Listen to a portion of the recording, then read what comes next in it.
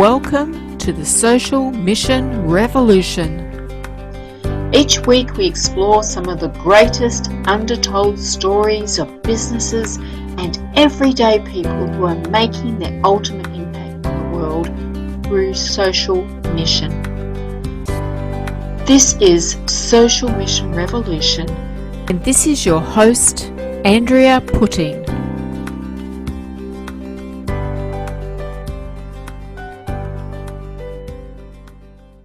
welcome to another episode of the Social Mission Revolution. Today I am here with two guests, Heather Joy Bassett and John Raymer, and we're here to talk about a very interesting social mission, which is a network for social mission pretty much. So I'd like to welcome you and just talk about what it is that you're doing and explain what Sine is all about. Sure. Well, I'm grateful to Heather for introducing me to you, Andrea. And I am too. it's part of the way this has happened. It's been a very organic process. We started something called the Compassionate Cities after meeting with the Dalai Lama in 2008. And the Charter for Compassion was unveiled the next year. And there's hundreds of cities around the world that have embarked on a similar journey of creating a culture of compassion.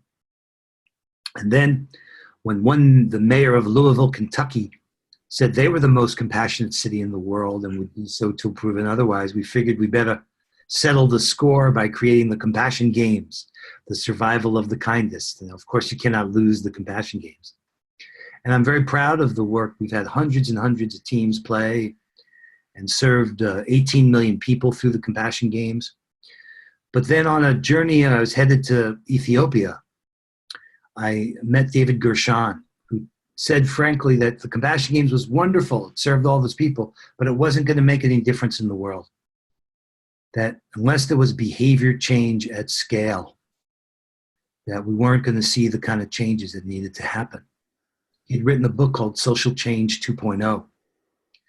And I came to appreciate what David had said. It was kind of like a punch in the gut for me at the time. I was so proud of all we'd done.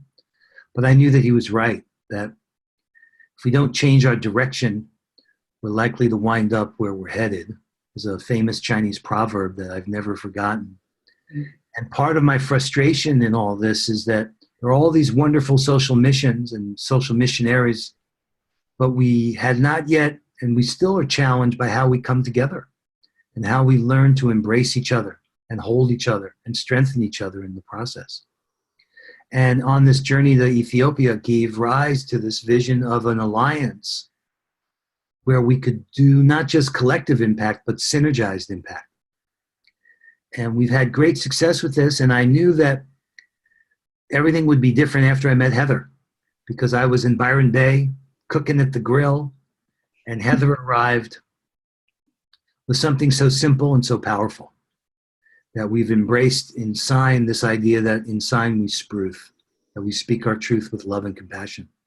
So I was already a big fan of love and compassion, but Heather found a beautiful way of expressing it in a potent form, and that the culture we know that we need, because in some ways it's outside the box of what we're used to. It's easy for us to not speak our truth with love and compassion. And it's radical in some ways, but it's so essential for the kind of culture we're creating in Sine, the Synergized Impact Network Exchange, that we have a simple way to communicate what our values are and how we are with each other, and carve out a unique and powerful place where we know that we can trust each other and build on that trust. And we have, with Sine, we've used this idea of trusted sharing to actually impact each other's results. Like we'll make a sine wave in support of the work that you're doing, Andrea. And in doing so, the word reaches more people than would have reached by ourselves, and we're demonstrating what we're capable of doing together.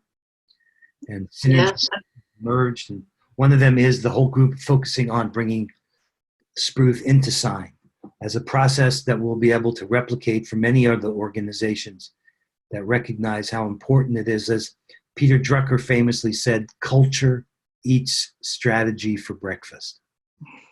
And I totally see that. And therefore, Heather's an intrinsic part of what we're doing in Sine.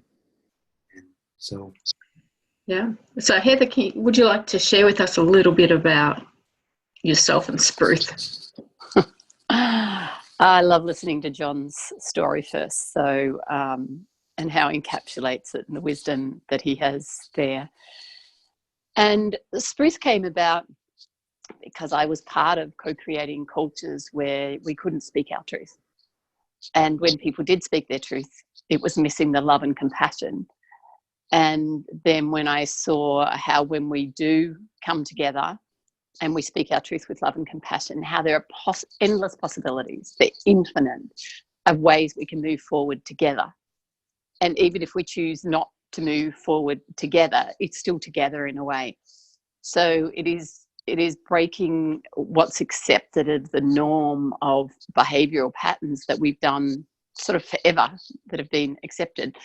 So the future is, as John said, is not what we've done in the past, and not accepting that. So to be able to bring into organisations, to bring into ourselves, because Spruth starts with self, and then when we can share it and then embed it into an organisation, there's profound change. And when we brought it into Sine the other day, there's a group of world leaders together, all just vibrating at such a high level, with possibilities of how we can work together. It's phenomenal. Yeah, that's an important thing for us to be able to do that, to speak with truth and compassion, because we often think, yeah, we'll tell our truth, but if we don't put the compassion level into it, it can be just as harmful. And sometimes we don't tell the truth because we don't want to be harmful. So it's finding that balance, isn't it? Yeah. Well, even for me, it's no longer balance. It just, the more I do it, and hey, I don't get it right all the time, and I miss. But the thing is, I can recognize it. So again, it's with love and compassion, and then speaking what's real for you, because if we're not speaking it, then we're shoving it down inside. And Absolutely. It causes dis-ease of mind, dis-ease of body, and dis-ease in the communication around us. So whereas just speaking truth can be raw, brutal, it's blunt, and it's there to divide and separate. It doesn't always bring together. And Spruth, the whole point of it is together. How do we move forward? So the deeper I explore it, the more profound it becomes. It is profound. So simple, as John said, but very profound, very meaningful, and it resonates through a lot of things now that I do. It's kind of like, I need to add some Spruth into what I'm doing. Well, for Heather and I, it's been really a way to know and love each other. It's Absolutely. Like I learned guitar. It's like if you start out to go west, you can go all the way around the world and realize there's more west to go. Yes. Spruth is that. Sort of energy. I like that. You kind of, there's always a little more truth. There's a little more of what can be said, and learning how to communicate our truth with love and compassion. It's boundless and inspiring to be able to know that we have that kind of relationship through the ups and the downs. Either way, that is an anchor that binds us together, that knows that I have permission. I feel it's a gift that we've given each other, that I can know that when I could speak with Heather, I can tell her where I'm at. And having that understanding on both sides of what Spruth is all about also adds that extra level to it, because if you go to somebody and say, I want to speak to you with love and compassion, and they just look at you a bit strange, but when you both are on that same page of understanding, you go, okay, well, now is the time I need to sit and listen and take note of how you're feeling and what's happening for you. Yeah. And you don't know. That's why for leaders to implement Spruth, it's such a brilliant idea, because we're now in the implementation of this in Sine. Who knows what potential lies beyond what people are currently saying and thinking. They have the permission to open up. It's like unblocking a dam that we may be holding on to and we may not need to. Yeah, often we hold on to things thinking one thing, and it's false. We have a false perception of what the other person is thinking or doing, and we just hold something down which isn't the Spruth. Yeah. And one of the beautiful things is it gets to the point, I know when people are first doing it, it's like, okay, we're going to have Spruth time. Eventually it's not having Spruth time. There is only Spruth. It is that moment-to-moment choice and recognition, and it's taking ownership and responsibility for oneself. And as soon as we're speaking truth, which is out there at someone, then it's not taking responsibility for self. So in a way, it's radical adult responsibility of what's real for me, even if my perception is way off and my interpretation is so far off from something else that is happening, then that's all I can see in that moment. And if I discuss it, if I open about it, if I speak about it, that's when I can start to see another perspective. But no matter how wide our view is, then when it's locked inside us, it's narrowed down. Yeah. And it is the speaking that frees us, that liberates us. And the extraordinary thing is, as we speak it, then you can recognize in ourselves that it's like, guess what? It's no longer my truth. It is no longer my truth once it's spoken, but locked inside, it doesn't change. And I've seen lots of people who write stuff and journal stuff, and there's power in that. But then I say, we'll speak it. It's like, oh, can't speak it. So the freedom of speaking where you're at, no matter how dark, no matter how light, no matter how far in or out or where you're at, the power of that gives us possibilities. So in an organization, when we're working with Sine, as a leader, it takes such bravery and courage to stand there in the organization and to hear what's real for your team, what's real for the clients, because otherwise, we can have this illusion and perception that everything is rocking along fine.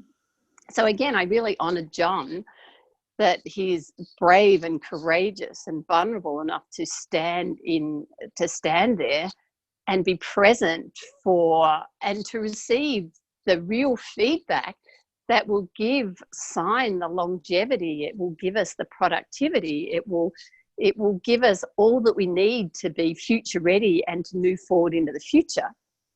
Whereas if we're hiding all that away of what people don't know, what people don't understand, what people are not happy with, what people are really happy with, then you're working blind. It's like, as a leader, you really don't know what's going on.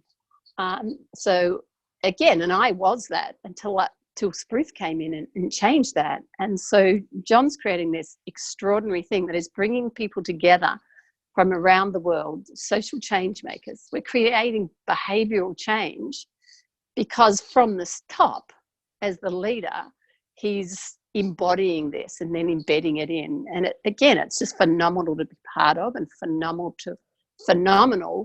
to watch as it gains momentum. Yep. And that manifests in the agreements. I mean, that's what we come to see. You know, it's empowering to know that there's a safe place to speak your truth. And it's empowering for me to know that people know that. Now, the choice to live it, that's a moment-by-moment decision. But I can't imagine now how I'd want any other organization that I'm associated with to be, because this is like the real deal. You know, and that's what we need right now. It's not a time to be superficial. It's a time to go deeper. And this is a vehicle to take us there in a simple, powerful idea. And for us, it's manifesting in the agreements we're making with each other.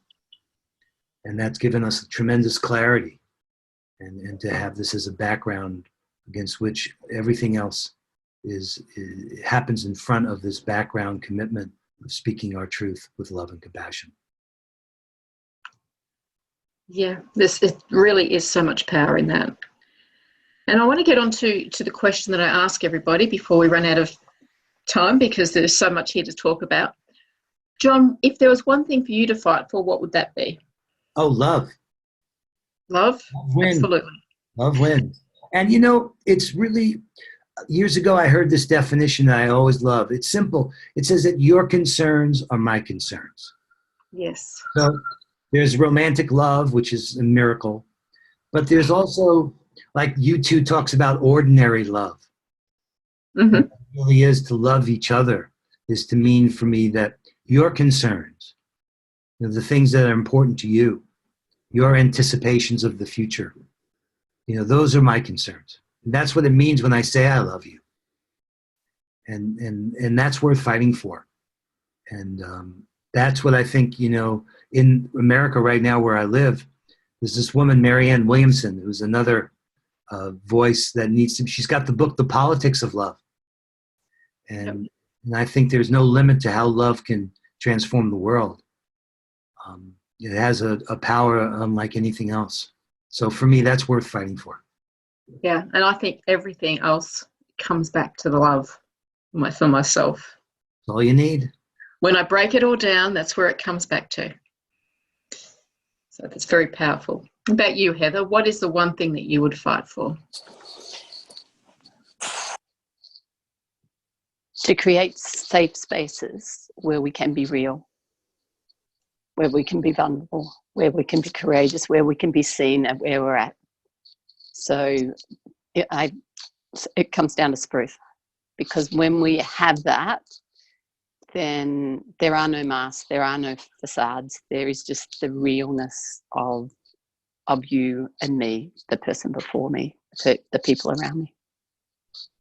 And when we create those safe places, then we can share in that love in a more honest way with each other. Yep. I'd just like to join them both together, because that's really where we're at, isn't it? It's having that safe space where we can love and be loved. Yep. Oh, maybe so. Yeah. Yeah.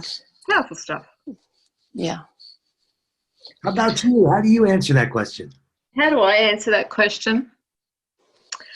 When I first had this question, it was very much my thing that just came straight to my mind was freedom to believe as you will. It was about spiritual freedom, which is long before Chocolate and Coffee Day. So it's just fascinating that was the first thing that came to my mind. And as I peel that back and back now, as I go deeper and deeper into my own, it's not my story, it's my calling, I see it as it's very much about what you're saying, John, about love. It's about the worth of all persons. It's about each and every person feeling as if they're a person of value and they are loved. Yeah. So that's mine. Anyway, so let's get on with the story. I'd love you to share more about what Sine is about and what it is bringing to the world. Okay. Well, we have this big, hairy, audacious goal. It's called a BHAG in the parlance of management culture. And ours is to launch a decade devoted to achieving the Sustainable Development Goals and creating peace on Earth. So September 21st is the International Day of Peace. And we've been learning how to make waves. So a very simple compassion game is to make waves in support of each other. And we're envisioning 100 million people online during September Peace Weekend of 2020 to launch this decade to achieve peace on Earth by 2030. And the way we're doing that is by refining ourselves and each other. And the word refine is an acronym. It stands for, the R is for reach. So when you go live and I share your live stream on my page, that's how we make waves, and that's how we reach more people. So the culture of Spruth within Sine enables us to then be there for each other. And reach is the R, E is engagement. So once we've reached more people, now we want to be able to engage more effectively with those people that we've reached. So we do stream keeping for each other. We just did one over the weekend, Stand Up for Humanity, from the Lincoln Memorial in Washington, D.C. And it was beautiful to see. And people were showing up, being there for other members in support of each other. So R is for reach, E is for engagement, F is for funding. So many groups are challenged to have the resources necessary to sustain themselves in the process. And the I is for impact. Like I mentioned earlier, we want this behavior change. We want to, move to the positive, but we want to change our thinking, change our speaking, change our behavior. That's the I, that's the impact. And it's a network exchange, not unlike a stock exchange in which we trade shares. But in a stock exchange, you trade shares to raise financial capital. In Sine, we trade shares to raise social capital. So this polishing and pruning as members come into the Sine Alliance is to support each other in up-leveling our capacity to bring about the kind of change and to refine by polishing and pruning ourselves and each other in the process. So it's a learning community. It's an open collaboration. And with the anchor of Sine and Spruth having the basis on which we build this culture, I have confidence that we can expand and grow. And our goal is to, like we said, reach 100 million people during Peace Weekend 2020 that launches a decade devoted to achieving the Sustainable Development Goals and creating peace on Earth by 2030. So we're in it to win it. And it's certainly a goal that I think that everyone can take on board. We all want, doesn't matter who we are, where we are, we all want peace in the world. And of course, in our life comes first, in our own personal life comes first, and then that hopefully that will, the more of us that are at peace in our own lives, the more that flows into the peace of the world. Yeah, the indigenous wisdom that's guided us from Hereditary Chief Phil Lane, I first heard this junior, was starting from within, working in a circle, in a sacred manner, we heal and develop ourselves, our relationships, and the world. So, this is our dream. And we see peace on earth as a step towards heaven on earth. Yeah. Let's first get the peace on earth. So teamwork makes the dream work. I like that. Dreamwork makes the dream. Yeah. Dreamwork makes the team work. Teamwork makes the dream work. That was Stevie Wonder, I heard. Teamwork makes the dream work. Okay, I'll get it right. Either way, it's good. Yeah, it is. So Sine is an acronym. I'd like you just to... Yeah, it stands for Synergized Impact Network Exchange. So there's a collective impact. A lot of folks have been recognizing it's a term of art for how communities can create multi-stakeholder processes. But different than a collective impact, it's a synergized impact, which means that sometimes we're cooperating with each other, sometimes we're collaborating with each other, and sometimes we're co-creating with each other. So beyond a collective impact is a synergized impact. And that's what we're looking for, creative ways. So we're doing these member presents, we're doing these Sine waves, we're looking for more and more ways to make each other known to each other, connect, starting with love, speaking our truth with love and compassion, connect community with compassion to refine each other. That's kind of the process. Yes, and I know more and more people that come onto the podcast will be in the Sine community, because I already had a few contact me and have done one already. I love that, Andrea. That's what the game is, to empower you. It's collective empowerment. How do we amplify the good work you're doing? And that's what we're doing with Heather, that's what, it's just the perfect incubator and lab within Sine to then take that process out into other organizations. And it's powerful to know that other people are doing so much good in the world. And that's one of the things, my greatest pleasures with doing this podcast is that I get to find out all the wonderful things that are happening in the world and be able to see the world in a different way than a lot of other people may be seeing it. They've got their heads stuck in the news, hearing all this horrible stuff happening. Whereas I'm in this other world where I'm seeing all these beautiful things happening, all this love being expressed and shared in the world. And I think that's a very powerful place for us to be. We can focus on those good things rather than the not so pleasant things. They say if you watch the trend lines, things are doing a lot better than if you watch the headlines. The headlines will create despair.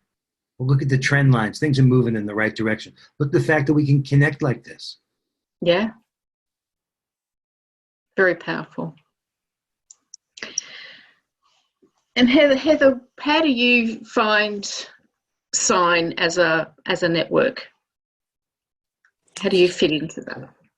How do I fit in? In Sine, I'm a paradigm shifter. There's different levels that you can participate and join in, and one of my roles is bringing Spruth to Sine, and the others is, hang on while I cough,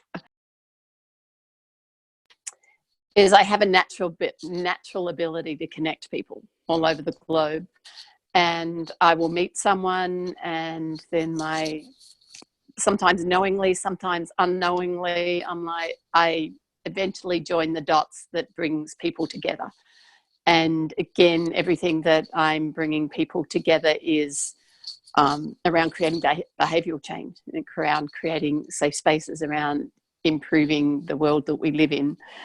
I want my kids and my grandkids and the future generations, not only mine, to grow up in a safe space, to grow up in that peace on earth space. And one of the things for me is Spruth brings me a peace within, because again, it's pointless going out there and saying, well, hey, I'm going to have peace on earth in 2030 if our head is, if we have no peace in our head, in our heart, in our body, in our soul. So that journey, as Chief Hereditary Phil Lane says, that the journey starts within. So the more at peace I am, then the more connections I make around the world. And there are times, again, it's like, I don't know how I fit into anything. Again, I simply connect people from around the world who are change makers, which is a beautiful thing. Yeah. And the more we connect as change makers, as those with a social mission, the more that influence that we can have in the world. Whereas on our own, it's always a struggle, isn't it? Yeah, this is not for doing alone. It's the we space that we're paying attention to. Yeah. Musician, like I say often, that playing at the same time isn't the same as playing together. And creating a safe enough space to communicate is the first step towards learning how we make music together. So rather than having all these individual people playing, we end up with an orchestra. That's right. In fact, Jonathan Sanoff asked me what was the most important instrument in the orchestra. I didn't know the answer. He told me it's the tuning fork. Totally right. Absolutely. I like that. Yeah, it is. And Spruth is a way of tuning, in effect. Yeah. And John's analogies, metaphors are music, and mine is the world champion. To be the world champion, the only way I got there was to have support on and off the field, to have the right team members in the right place at the right time for the right reason. So if I'd been put in as the goalkeeper, I would not have a gold medal on my wall, because someone was throwing the ball at me, I would have been running. So and again, to end up with the right people in the right time at the right place at the right reasons means our ability to communicate and to speak about what we need, about what our desires are, what we're good at, what we're not good at, all of those things. So I love the sport analogy, the music analogy. There are so many about how we get together, because for me, what I see us all as a transformative collective, and it's arm in arm together around the world. It's not me over here and me over here. It literally is, you know, arm in arm, and I'm looking at you and the next person, the next person. If we join arms around the world, this transformative collective, seeing each other, recognizing each other, then peace on earth 2030 is a given. It simply is. It's a bit like the singing revolution in the Baltics in the 80s, where they formed a line. They just got in this great big line. People just from all over the 3 Baltic countries came together, created a line from the tip of Estonia down to Lithuania, holding hands and singing. And as a result, they created that people power of peace, and through that they were able to find their independence and start to become whole again in themselves. Right. So I see that really it's a similar thing, is that here we are, we're holding each other's hands, we're holding this space for each other to grow and develop into oneness. Yeah. A lot of power in this. And I'm I think yelling all. Sorry, I'm yelling. Yeah, I'm yesing to all. Yeah, I see it as a very important step in the social mission revolution, that for us to have this revolution, we need to be joined together in a community rather than trying to change the world on our own. Oh.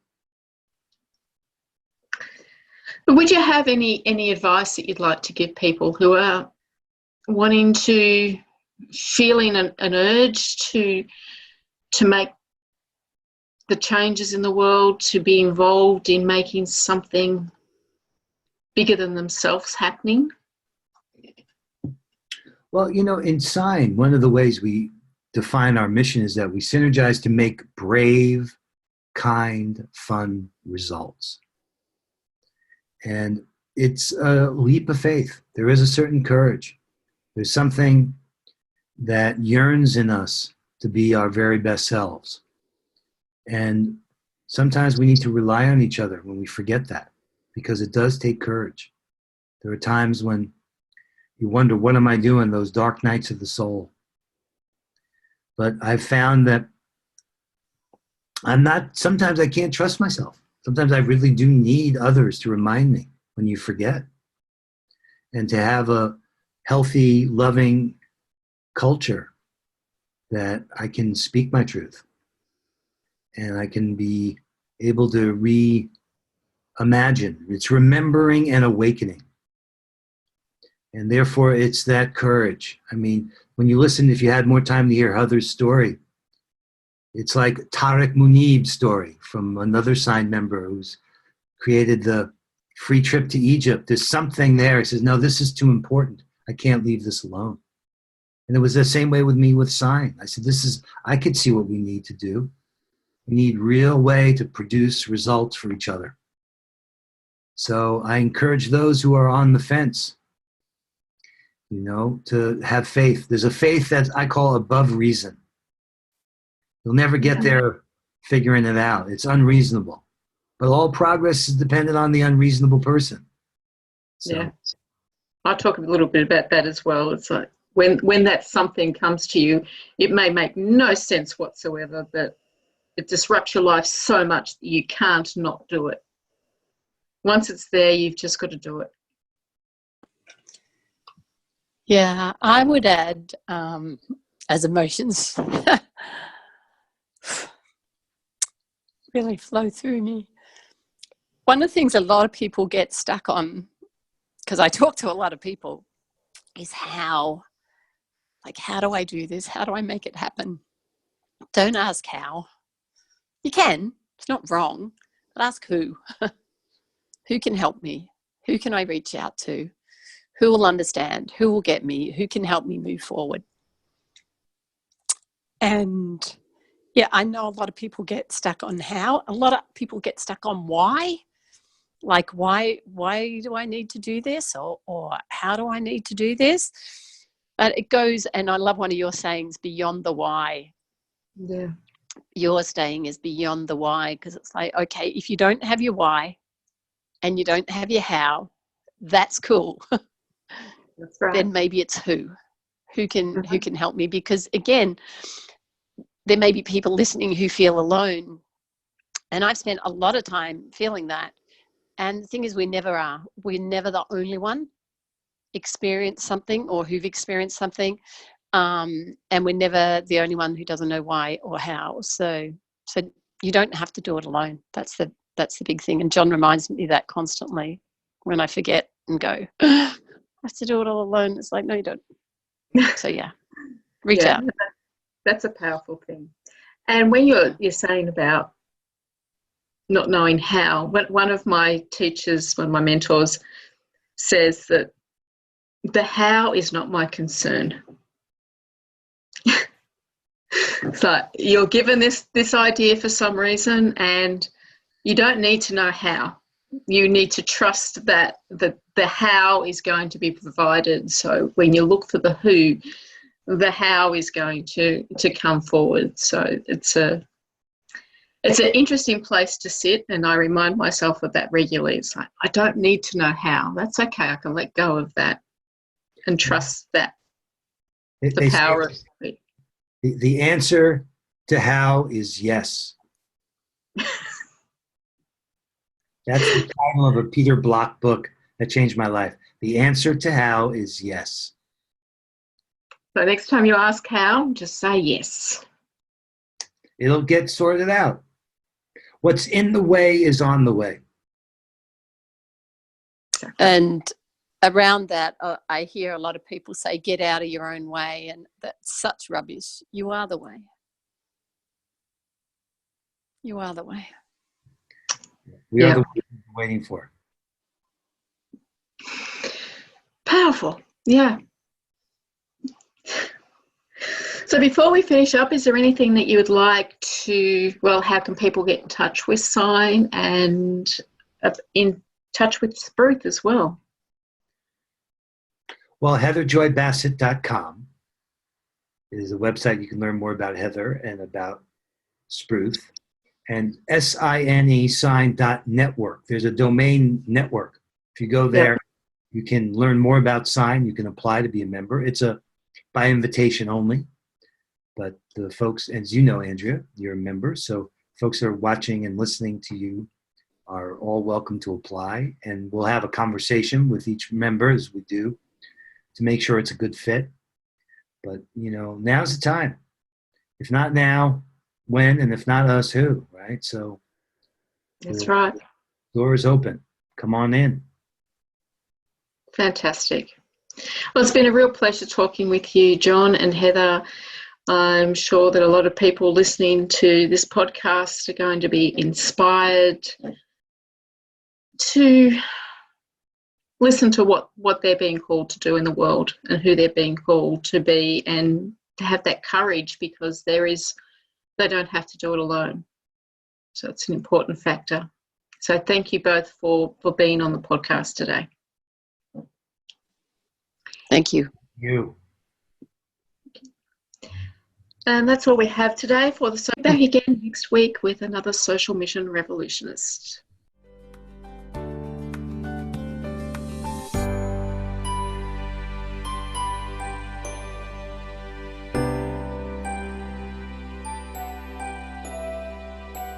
This has been the Social Mission Revolution with Andrea Putting. Join me again next week when we'll speak to another social mission revolutionist who will inspire you on your journey to making your ultimate impact on the world.